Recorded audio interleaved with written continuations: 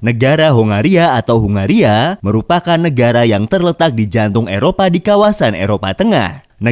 Negara Hongaria adalah sebuah negara yang terkurung daratan atau landlocked yang berada di kawasan Eropa Tengah. Mencakup area seluas 93.030 km persegi, wilayah negara ini terletak di cekungan Karpatia atau yang disebut juga dengan cekungan Pannonia. Negara Hongaria adalah negara terbesar ke-18 di Eropa berdasarkan luas wilayahnya. Hongaria berbatasan dengan wilayah negara-negara Eropa Tengah lainnya seperti dengan negara Slovakia di sebelah utara, Ukraina di sebelah timur, Rumania di bagian tenggara, Serbia di selatan, dengan negara Kroasia dan juga Slovenia di barat daya, serta dengan negara Austria di bagian barat. Terletak di cekungan Karpatia, sebagian besar landscape Hungaria terdiri dari tanah yang rata atau dataran yang dikenal juga dengan Great Hungarian Plain. Di bagian utara negara adalah wilayah perbukitan di sepanjang perbatasan negara Slovakia.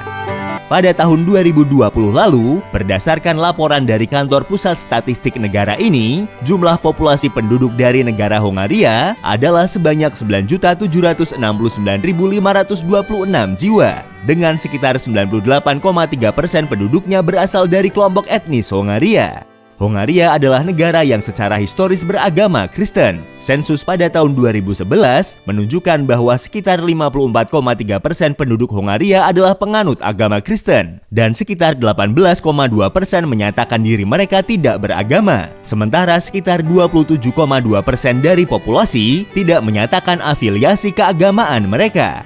Bahasa Hongaria adalah bahasa resmi yang digunakan di negara ini. Bahasa Hongaria merupakan bahasa non-Indo-Eropa yang paling banyak dituturkan di Eropa. Budapest adalah ibu kota dari Hongaria.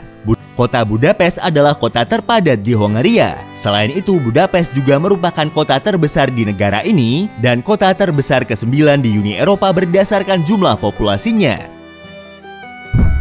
Hongaria adalah negara dengan sistem pemerintahan republik parlementer. Hongaria dianggap sebagai negara maju dengan ekonomi berpenghasilan tinggi dan indeks pembangunan manusia yang sangat tinggi.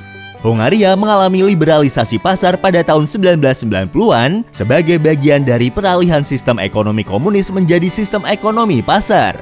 Negara ini terus menjadi salah satu negara terkemuka untuk menarik investasi asing langsung di Eropa Tengah dan Timur.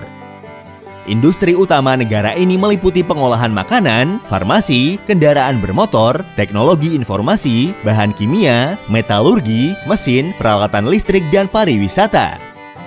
Orang-orang Hongaria menikmati perawatan kesehatan universal dan pendidikan tanpa biaya. Forint Hongaria adalah mata uang resmi yang digunakan oleh negara ini. Mata uang ini dikodekan dengan HUF. Jika dikonversi ke mata uang negara kita, satu forint Hongaria memiliki nilai tukar sebesar Rp47,27. Negara Kosovo. Kosovo merupakan salah satu negara di benua Eropa yang mayoritas penduduknya beragama Islam. Negara ini berbatasan dengan negara Serbia di bagian utara dan timur, Makedonia di sebelah tenggara, Albania di sebelah barat daya, dan Montenegro di bagian baratnya.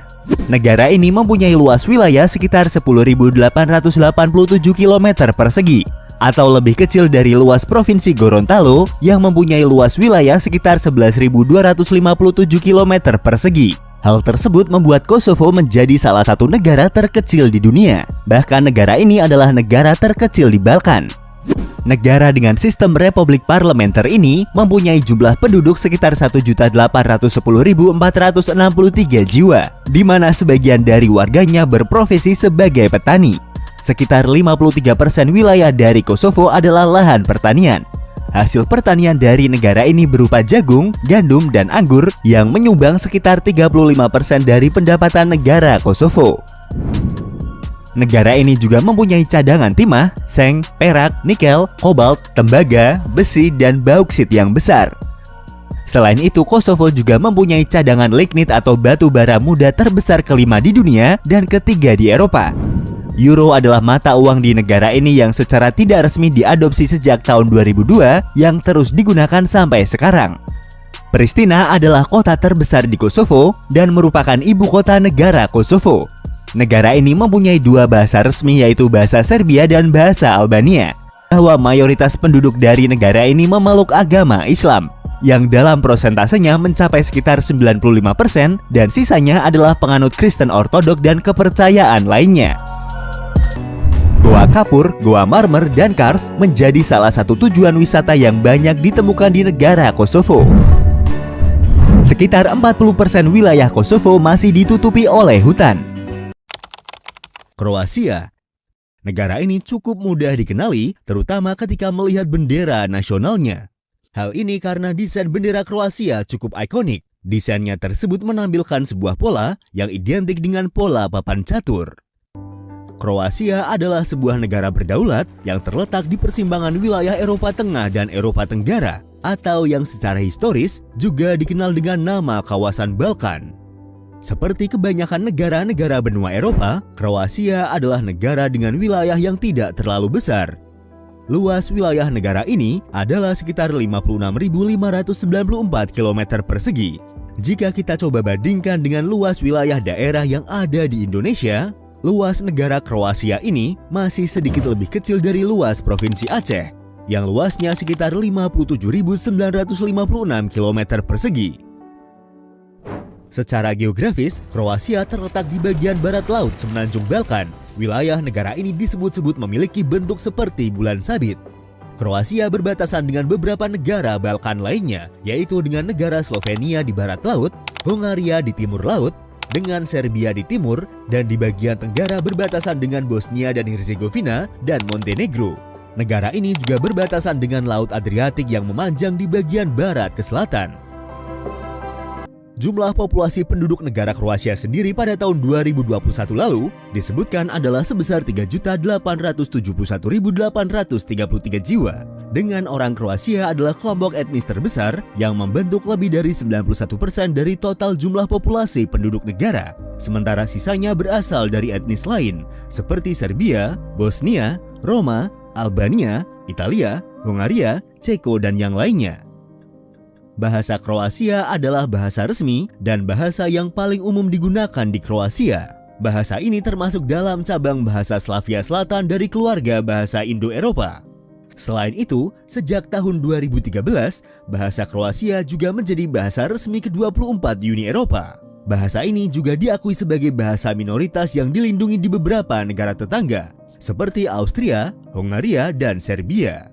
Berdasarkan survei yang pernah dilakukan, mayoritas penduduk Kroasia adalah penganut kekristenan dengan persentase lebih dari 87%, di mana Katolik Roma adalah denominasi kekristenan terbesar yang dianut oleh penduduk negara tersebut. Saat ini, Kroasia adalah sebuah negara republik dengan nama resminya Republik Kroasia. Republik Kroasia adalah negara kesatuan konstitusional yang menggunakan sistem parlementer. Kekuasaan eksekutif negara dijalankan oleh pemerintah dan presiden Kroasia. Bentuk negara Kroasia seperti yang kita kenal sekarang baru secara resmi diadopsi pada tahun 1991 ketika Kroasia memutuskan untuk keluar dari Yugoslavia dan merdeka sebagai sebuah negara berdaulat. Sejak kemerdekaannya pada tahun 1991, ekonomi Kroasia telah mengalami perkembangan yang sangat signifikan. Saat ini, Kroasia dikategorikan sebagai negara maju dengan ekonomi berpenghasilan tinggi.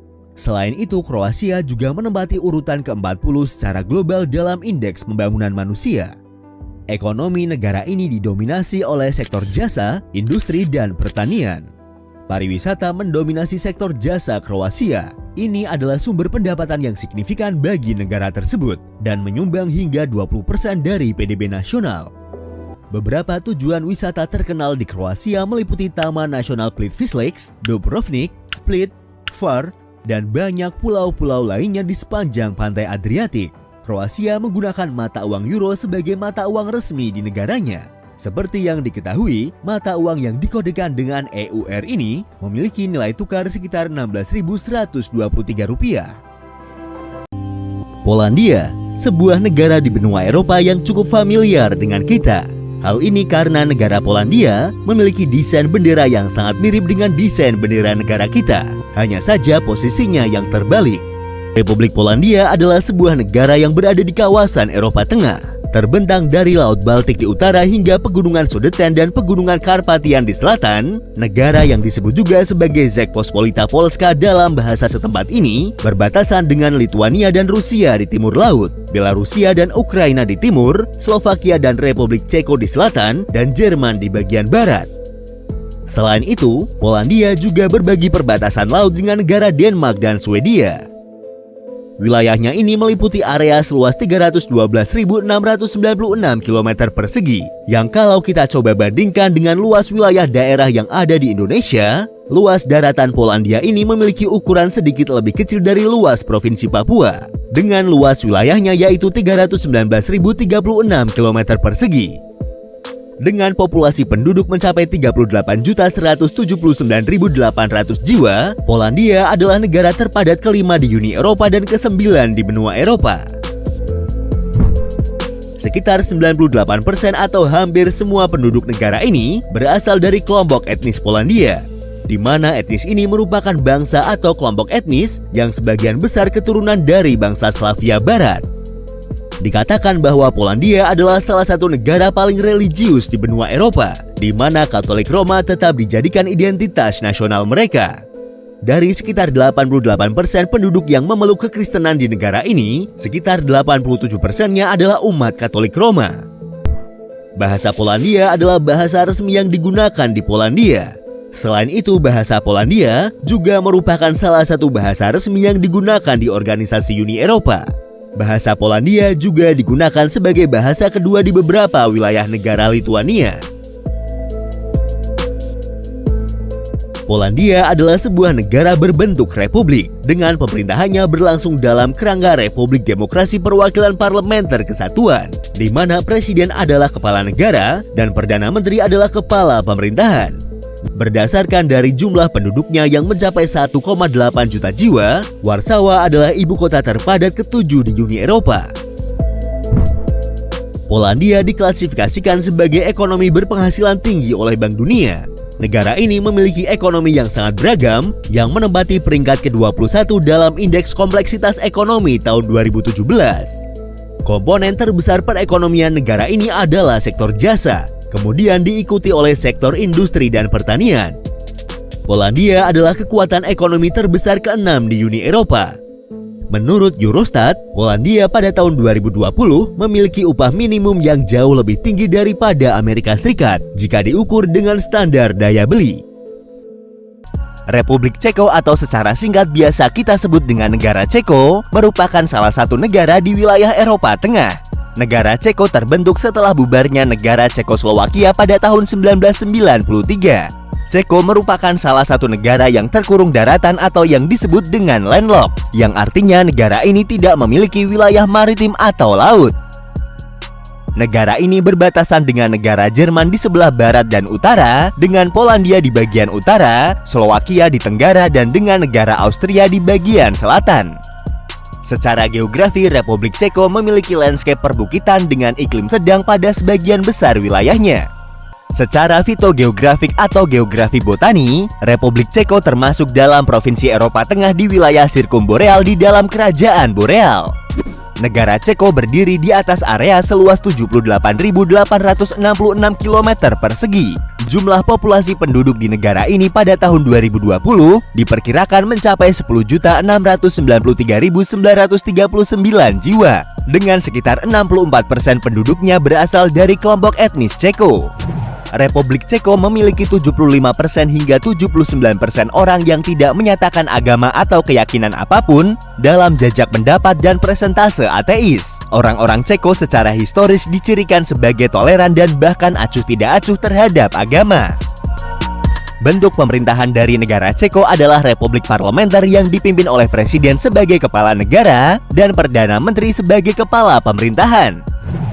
Republik Ceko adalah salah satu negara maju dengan ekonomi pasar sosial yang maju dan berpenghasilan tinggi.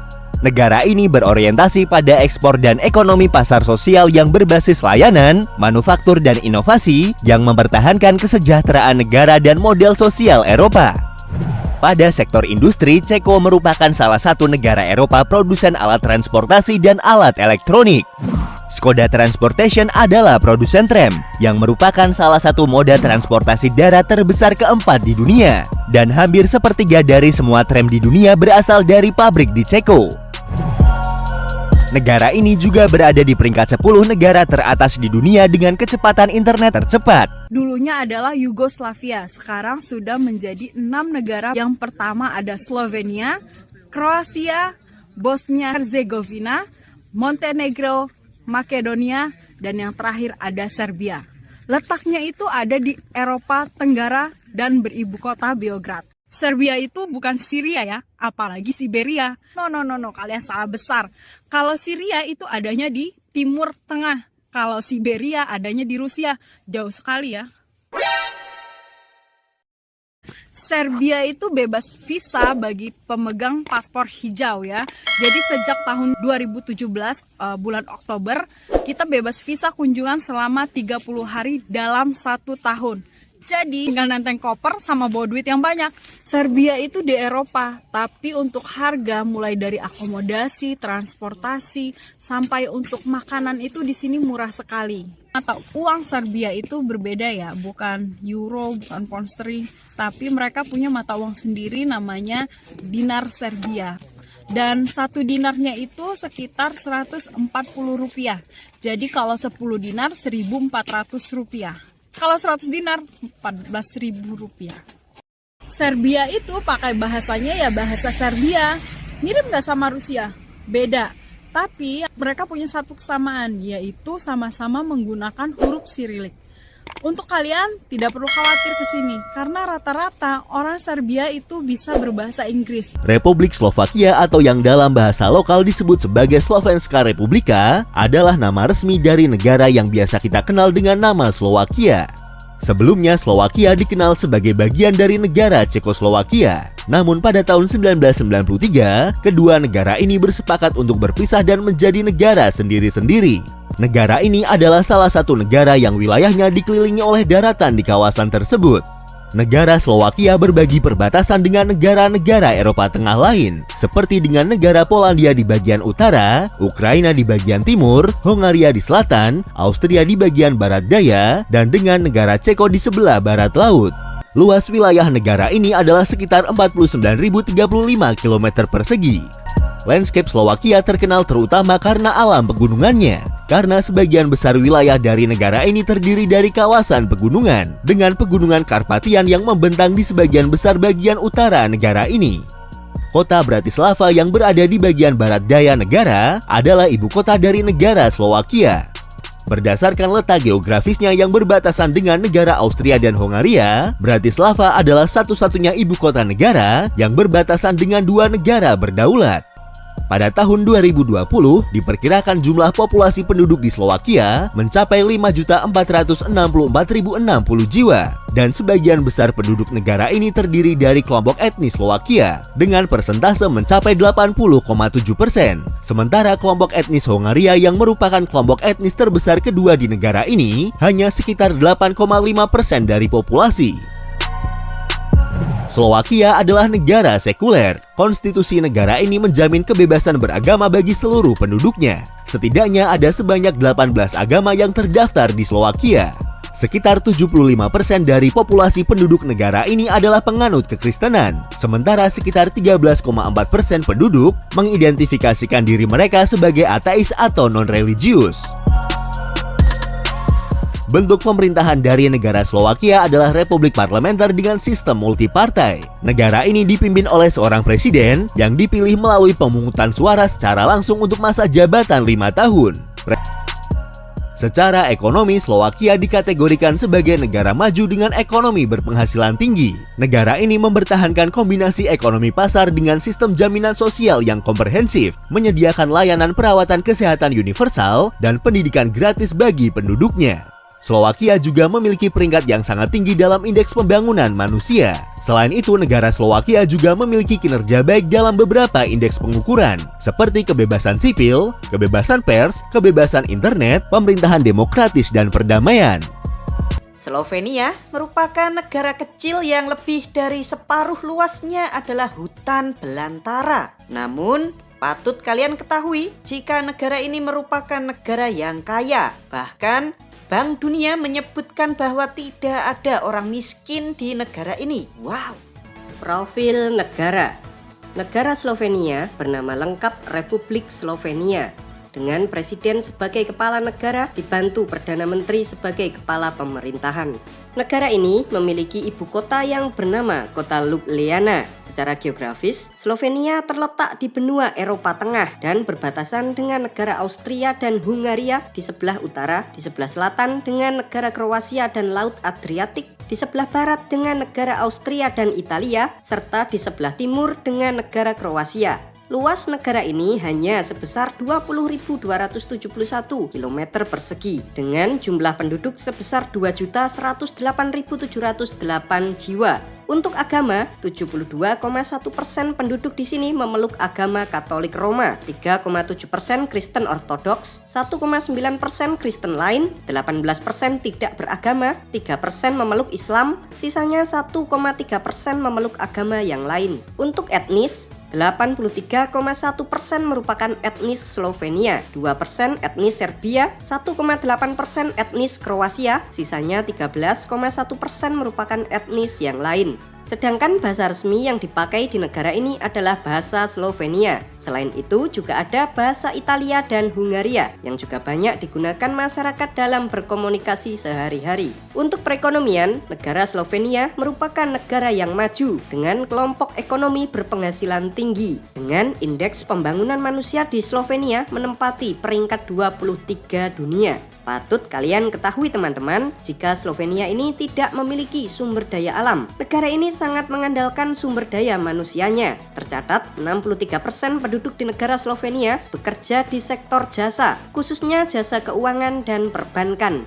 31% penduduk bekerja di sektor industri dan hanya 6% yang bekerja di sektor pertanian, khususnya pertanian anggur. Dengan gaji UMR di negara ini sekitar 19,5 juta rupiah per bulan. Perekonomian Slovenia sendiri bertumpu pada industri mesin dan peralatan, bahan kimia dan farmasi, industri pengolahan makanan, pembuatan mobil listrik, industri elektronik, serta jasa dan layanan keuangan dengan ekspor tertinggi ke negara Jerman, Swiss, Italia, dan Kroasia. Sedangkan mata uang yang digunakan di negara ini adalah euro dengan kurs 1 euro setara dengan 16.200 rupiah.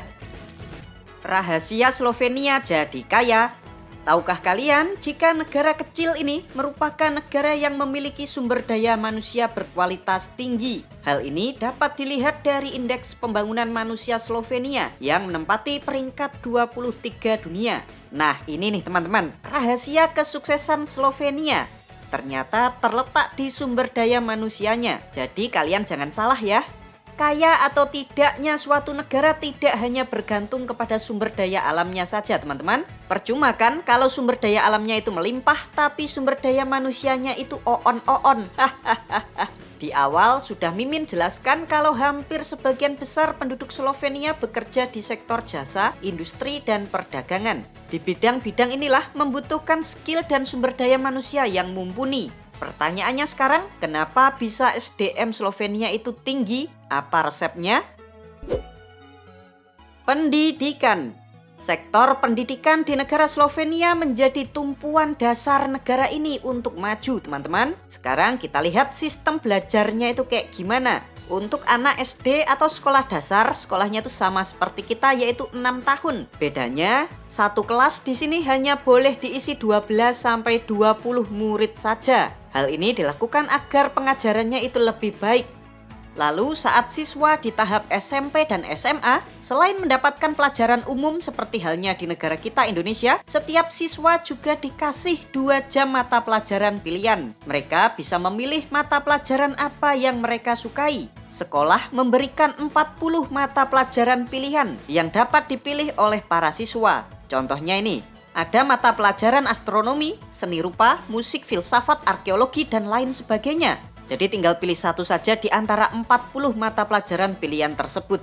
Ditambah lagi, Universitas negeri di Slovenia ini gratis biaya sampai lulus. Namun nggak hanya sampai sarjana aja, hingga S2 atau master juga gratis. Tis biayanya itu 0%. Tuh, enak banget kan teman-teman? Kalaupun mereka masuk kampus swasta, biayanya juga nggak mahal karena sektor pendidikan mendapatkan subsidi penuh dari negara Slovenia.